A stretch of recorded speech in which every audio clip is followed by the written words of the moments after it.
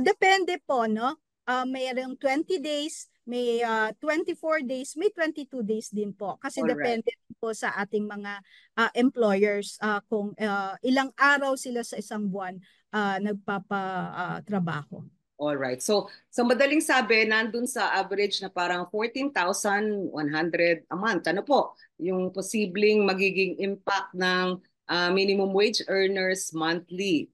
Pero ito ba may kaltas pa na SSS, PhilHealth, Pag-ibig? So, magkano ho talaga yung net monthly wage lalabas for earners? Opo. Of course, may corresponding increase din ito. Pag nagtaas din tayo ng Correct. minimum wage, may effect din po ito sa social benefits na matatanggap ng ating mga empleyado. So, ito po, may increase din po.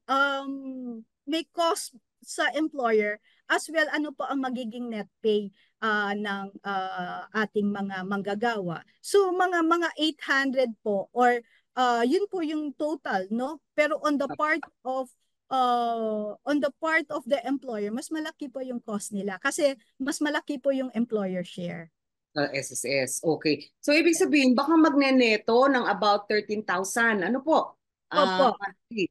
Okay. Yun din ho yung itinalaga ng Philippine Statistics Authority na parang sabi nila suggested living wage. Ano po? Pero ang sabi ng ibang mga grupo, including Senators, including Senate President Chis Escudero, yung TUCP, yung Ibon Foundation, parang mga nasa 26,000 pesos ang kailangan pong living wage ngayon.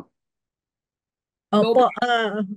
yun nga po, we are only guided pa ng ating criteria ng ating rules, no? So nakapaloob doon. If ever man na mayroon sinasabi po ang ating mga leaders sa Kongreso, no? Siguro tingnan din nila yung ating batas para if Mm. ever po. Kasi sa amin po nag-i-implement lang po kami at tinitingnan namin, hindi ganun kalaki yung leeway namin kung hindi we are guided by the principle, by the rules on wage determination.